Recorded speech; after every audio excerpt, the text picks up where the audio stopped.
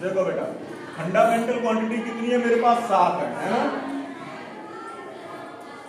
आप लोग जैसे लंबाई, कभी बेटा द्रव्यमान, समय, समझ में आ रही बात? इसके बाद विद्युत धारा, समझ में आ रही बात बेटा?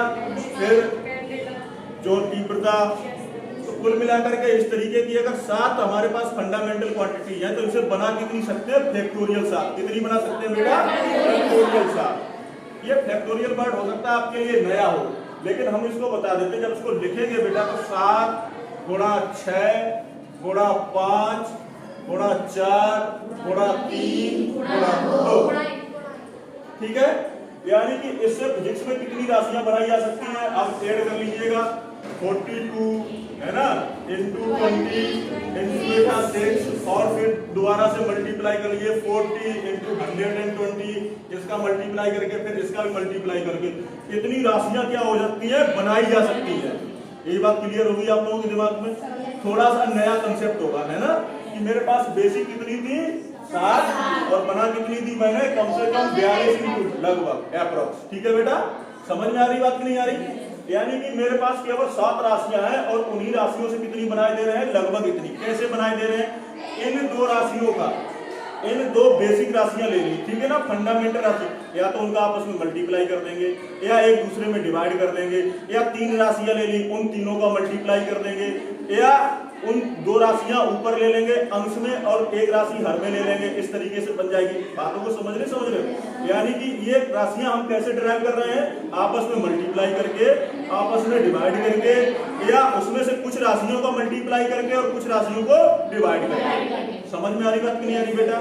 तो सबसे पहले बेसिक बात देखिए बेटा, जब हम गति पढ़ेंगे तो सबसे पहले बेसिक बात किसकी आती है? डिस्टेंस की और डिस्प्लेसमेंट की, दूरी और बहुत स्मॉल डिस्टेंस है बेटा, डिस्टेंस, और दूसरा बात है बेटा डिस्प्लेसमेंट। बात क्लियर हुई कि नहीं हुई? जब बेटा अदिश क्वांटिटी की बात करेंगे, स्केलर की बात करेंगे,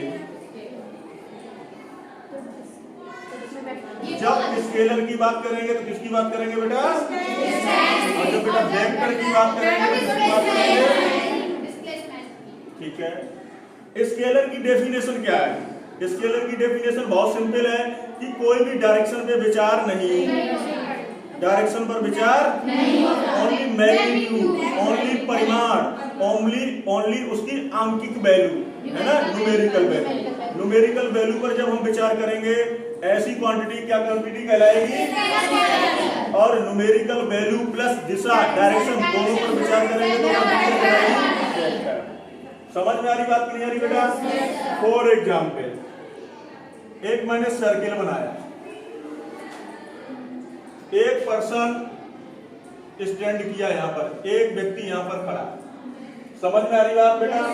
इस सर्किल के सराउंडिंग्स में रोटेट होता हुआ घूमता हुआ चलता हुआ फिर यहीं पे आ गया। बात क्लियर हुई नहीं बेटा? यानी कि पर्सन पहले जहां था वहां आ गया। समझ में आ रही बात? तो बेटा बताइए डिस्टेंस कितनी? 2πr। Very good. डिस्टेंस कितनी बेटा? 2πr। उसकी सर्कमफियरेंस उसकी डिस्टेंस है। और बेटा डिस्प्लेसमेंट कितना? 0। बात क्लियर? यस। क्योंकि final position minus initial position, प्रारंभिक अवस्था माइनस अंतिम अवस्था, इनका डिफरेंस 0 है। इसका मतलब डिस्प्लेसमेंट 0 है। क्लियर बात हो गई? ये कंसेप्ट डिस्टेंस और डिस्प्लेसमेंट का क्लियर हुआ? हुआ क्लियर बेटा? अगली क्वांटिटी देखो, इसी में पढ़ते हैं। अगली क्वांटिटी हमारी कौन सी है बेटा? वेग की। कौन सी है बेटा? वेग। और दूसरी कौन बेटा? चाल। समझ में आ रही बात? वेग और चाल, इसको बोलते हैं बेटा और इसको बोलते हैं बेटा स्पीड। बात क्लियर? अब 2 चीजें एक साथ लेके चल रहे हैं। ये वेग है, ये वेक्टर क्वांटिटी है, और ये स्पीड है और ये बात समझ में आ रही नहीं है बेटा? ये करेंगे स्पीड की और हम बात करेंगे बेटा वेलोसिटी की। अब देखो बेटा, अभी हमने फंडामेंटल क्वांटिटी पढ़ी, दूरी, जिसे हमने डिस्टेंस और डिस्प्लेसमेंट पढ़ा, ये तो हमारी फंडामेंटल है।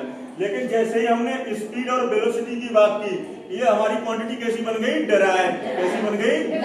क्यों बन गई? देखो बेटा, जैसे हम लिखते हैं स्पीड बराबर, क्या होता है स्पीड बराबर? Distance upon time. समझ में आई बात? देखो कितना अच्छा टॉपिक है। डिस्टेंस हमारी कैसी क्वांटिटी है? फंडामेंटल। कैसी है बेटा? फंडामेंटल। और टाइम भी बेटा कैसा हमारा? समझ में आई बात कि नहीं आई बेटा? देखो फंडामेंटल को फंडामेंटल से डिवाइड किया तो हमें एक डिराइव्ड क्वांटिटी मिल गई और उसका नाम मैंने क्या रख दिया? समझ में आ रही बात? आप देखो बेटा, सिमिलरली अगर हम लिखे वेलोसिटी, क्या लिखे बेटा? और वेलोसिटी का मतलब होता है हिंदी में वेग, और वेग बराबर डिस्प्लेसमेंट। समझ में आ रही बात? डिस्प्लेसमेंट भी क्या है? फंडामेंटल। बात क्लियर हुई कि नहीं बेटा? यहाँ से मुझे डिराइव्ड क्वांटिटी मिल गई, क्या? समझ में आ रही बात? अंतर कितना है? डिस्प्लेसमेंट को कैसे निकालेंगे? फाइनल पोजीशन माइनस अपॉन क्या कर देंगे बेटा? बात क्लियर हो गई कि नहीं होगी बेटा? तो अब मुझे क्या ज्ञान प्राप्त हो गया? एक तो मुझे डिस्टेंस और डिस्प्लेसमेंट का ज्ञान प्राप्त हुआ, एक हमें स्पीड और वेलोसिटी का ज्ञान प्राप्त हुआ। समझ में आ रही बात? अब देखो बेटा, तीसरी क्वांटिटी आती है हमारी एक्सीलरेशन। क्या आती है बेटा? अब देखो बेटा, अपने आप त्वरण में कैसे हम लिखेंगे? त्वरण की क्या डेफिनेशन का मतलब बेटा? एक्सीलरेशन। हिंदी में इसको कहते हैं। और एक्सीलरेशन होता क्या है? The rate of change of velocity. एक बहुत महत्वपूर्ण शब्द है दर, रेट, है ना? किस रेट से? समझ में आ रही बात? अब देखो बेटा, रेट क्यों महत्वपूर्ण है कि हम मार्केट में गए, है ना बेटा, कपड़ा किस रेट से, सब्जी किस रेट से, है ना, बनाना मैंगो किस रेट से। समझ में आ रही बात? नहीं आ रही? कि इतने रुपए पर केजी, इतने रुपए पर डजन, दर्जन, इतने रुपए पर मीटर। समझ में आ रही बात? यानी कि जब तक बेटा आपको यूनिट का ज्ञान नहीं होगा, एक केजी का ज्ञान नहीं होगा, एक मीटर का ज्ञान नहीं होगा, है ना, एक दर्जन का ज्ञान नहीं होगा, तब तक आप कह सकते हो, मैंने कहा कि आपको कि 2 दर्जन केले लाइए, है ना, मैं ये कहूंगा साहब 2 केजी सेब लाइए, तब आपको पहले ये पता होना चाहिए 1 केजी सेब कितने का है, तभी तो आप ये कह सकते हैं कि 2 केजी कितने का है। समझ में आ रही? इसको क्या बोलते हैं? यूनिट। यूनिट का मतलब इकाई। जब तक आपको ये पता नहीं कि 1 मीटर कितना है, तब तक आपसे कहेंगे 5 मीटर क्लॉथ्स लाइए, कपड़ा लाइए, तो आप ला सकते हैं? नहीं ला सकते। क्लियर बात हो गई? इसका मतलब बेटा एक्सीलरेशन क्या? रेट है, यानी कि दर है, यानी कि किस रेट से क्या चेंज हो रही है? वेलोसिटी। किस रेट से चेंज हो रही है वेलोसिटी, ये क्या बताएगा? एक्सीलरेशन बताएगा। समझ में आ रही बात? हम बाइक चला रहे हैं, कभी एक्सीलेटर, स्कूटी चला रहे हैं तो एक्सीलेटर एकदम तेज कर देते हैं तो स्कूटी फास्ट भागती है ना, ब्रेक ले लेते हैं तो स्लो हो जाती है। तो एक्सीलरेशन में एक तो एक्सीलरेशन होता है, दूसरा क्या होता है? रिटार्डेशन। क्या होता है? रिटार्डेशन को हिंदी में कहते हैं मंदन। समझ में आ रही बात बेटा? तो एक्सीलरेशन क्या लिखेंगे? चेंज इन वेलोसिटी, यानी कि रेट यहाँ लिख देते हैं, ठीक है ना, rate of change of velocity, ठीक है ना, यानी कि rate of change of velocity. Rate शब्द का मतलब यहाँ पर किससे लिया गया? टाइम से। किससे लिया गया? टाइम से। दर को किससे लिया गया? यहाँ से टाइम से, यानी कि change in velocity per unit time. Change in velocity per unit time. नीचे क्या लिख दिया बेटा? बात क्लियर? यानी कि change in velocity per unit time. वेग परिवर्तन बटे समय अंतराल, ठीक है ना, या बटे समय, या टाइम इंटरवल। एक शब्द आता है टाइम इंटरवल, आप लिखना चाहो, ठीक है ना, समय अंतराल। बात समझ में आ रही? बात नहीं आ रही बेटा? अब देखो, जैसे चेंज इन वेलोसिटी का मतलब वेलोसिटी का मुझे ज्ञान है, टाइम का मुझे ज्ञान है। क्यों? मैंने अभी पढ़ा वेलोसिटी बराबर क्या होता है? अभी डिस्प्लेसमेंट अपॉन टाइम। और डिस्प्लेसमेंट को अगर मैं एस से शो कर दें, ठीक है ना, एक टाइम नीचे कौन सा वाला? वेलोसिटी वाला, और एक टाइम मेरे पास ऑलरेडी नीचे ये वाला। समझ में आ रही बात कि नहीं आई बेटा? वेलोसिटी का मतलब डिस्प्लेसमेंट अपॉन एक टाइम मेरे पास ऑलरेडी, तो ये फार्मूला बन गया बेटा s अपॉन t स्क्वायर। बात समझ में आई कि नहीं आई बेटा?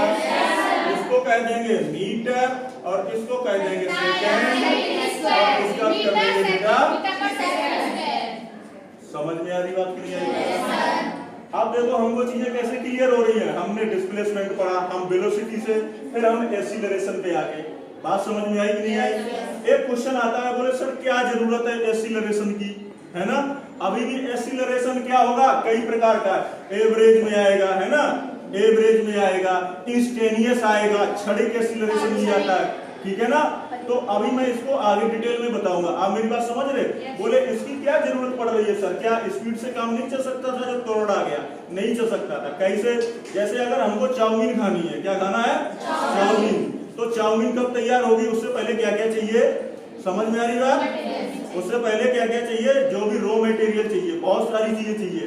तो हमको तो चाउमीन का टेस्ट लेना है ना, हमको केवल और केवल क्या, जो वेजिटेबल्स उसमें यूज होते हैं उनका टेस्ट थोड़ी नहीं लेना है। वो आप यूज कर सकते हो? नहीं कर सकते हो। आप खा सकते हो क्या? आप गोभी वगैरह जो भी यूज होती है नहीं खा सकते। तो इसका मतलब क्या हुआ, हमको चाहिए चाउमीन का टेस्ट। तो बढ़ते बढ़ते कहां चले जाएंगे? ये तो मटेरियल इकट्ठा कर रहे हैं, है ना? वेलोसिटी, डिस्प्लेसमेंट या क्या है, रॉ मटेरियल है। त्वरण क्या है, रॉ मटेरियल। बनाना क्या है, चाउमीन। समझ में आ रही बात? अब देखो बेटा, जब त्वरण आ गया तो अब क्या होगा, जब भी कोई चीज चल रही है तो उसपे कहीं न कहीं बल लग रहा होगा, है ना? उसको चलाने के लिए फोर्स अप्लाई हो रहा होगा, है ना? तो अगली चीज किसकी पढ़ेंगे? फोर्स की। क्या पढ़ेंगे बेटा? फोर्स। यहाँ तो और इसको बोलते हैं बेटे मास इनटू एक्सीलरेशन, ठीक है ना? जब भी कोई बॉडी चल रही होगी उसका कुछ न कुछ द्रव्यमान होगा, समझ में आएगा, और उसमें कुछ न कुछ त्वरण होगा। क्यों? कोई न कोई स्पीड रही होगी तो चल रही होगी, तो कभी स्लो हो रही होगी, कभी फास्ट हो रही होगी, कभी ढलान से नीचे आ रही होगी, कभी किसी स्लोप से ऊपर जा रही होगी। समझ में आ रही बात? तो बल में कितनी चीजें नियत है? कितनी चीजें नियत है? 3। बेसिक कितनी चीजें नियत है? 3। क्यों? देखो बेटा, एक तो m और इसको क्या लिख सकते हैं बेटा? b और अपॉन क्या बेटा? t। अब देखो इसको भी क्या लिख सकते हैं? s अपॉन t और एक t बेटा ऑलरेडी मेरे पास है ही है। समझ में आ रही बात कि नहीं आ रही? और इसको जनरली क्या लिख सकते हैं? m into s upon t। समझ में आ रही बात? तो बेसिक चीजें कितनी हो गई? m s t। ये तीनों क्या हो गई? फंडामेंटल। ये क्या हो गई? फंडामेंटल। 2 फंडामेंटल क्वांटिटी का गुणा हो रहा है और एक फंडामेंटल क्वांटिटी से डिवाइड किया जा रहा है, तब मुझे क्या मिल रहा है? फोर्स। इसको बेटा बोलते हैं केजी। मास को किसमें कर देंगे? और दूरी को किसमें करेंगे? और समय को किसमें करेंगे? सब क्लियर आ रहा है कि नहीं आ रहा? बिल्कुल आ जाइए। क्लियर हो गया? और इसकी यूनिट बन गई किलोग्राम स्क्वायर। बात समझ में आई नहीं आई? अब आपको चीजें क्लियर हो रही हैं कि कैसे हम फंडामेंटल क्वांटिटी से डिराइव्ड क्वांटिटी बनाए चले जा रहे हैं और उनका कैसे हमारी लाइफ में यूजफुल हो रहा है, ठीक है ना? कैसे हम कहां से चले थे और कहां कहां बढ़ते हुए चले। समझ में आ रही बात? यहाँ तक क्लियर हुआ आप लोगों को? कंसेप्ट क्लियर हो गया? अब देखो एक क्वांटिटी और पढ़ेंगे क्योंकि ज्यादा समय बेटा नहीं है मेरे पास, ठीक है ना? अब मैं अगली क्वांटिटी पढ़ूंगा वर्क की। किससे पढ़ूंगा? अरे जब मैं साइकिल चला रहा हूँ, मेरी साइकिल में बल लग रहा है ना, मैं अपने पैरों से, तो मैं पसीना भी तो आ रहा होगा, ऊर्जा भी तो पैदा हो रही होगी, एनर्जी भी तो क्रिएट हो रही होगी। क्या कर लो, एनर्जी की बात कर लेते हैं। अब ऊर्जा का मतलब समझते हो आप लोग, है ना? किसी भी बॉडी में क्या करना है? फोर्स अप्लाई करना है ना? और अगर उसमें डिस्प्लेसमेंट हो रहा है तो हम ये कहेंगे साहब कुछ न कुछ एनर्जी हो रही है, वर्क हो रहा है, कार्य हो रहा है। समझ में आएगा? और ये वर्क भी लिख देता हूँ, एक ही बात है बेटा, कार्य और एक ऊर्जा एक ही बात है। समझ में आ रही बात नहीं आ रही? तो हम बेटा लिख सकते हैं वर्क बराबर कार्य बराबर क्या होगा? फोर्स इनटू बेटा।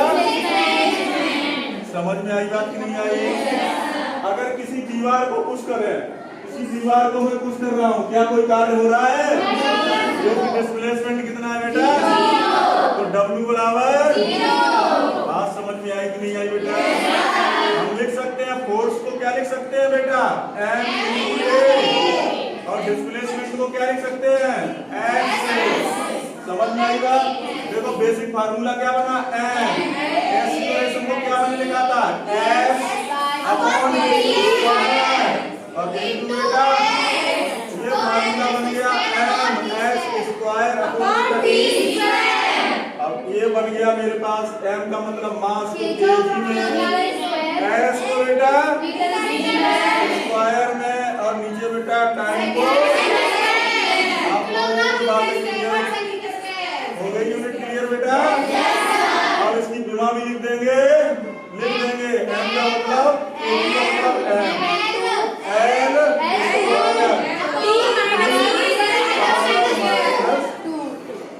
अब आपको बात क्लियर हो गई नहीं हो गई बेटा? समझ में आई बातें? तो आप लोगों को क्या क्या क्लियर हुआ? वेलोसिटी क्लियर करवा दी, एक्सीलरेशन और स्पीड क्लियर करवा दी, और वर्क क्लियर हो गया। ठीक है, अच्छा लगा? समझ में आ गया? थैंक यू बेटा।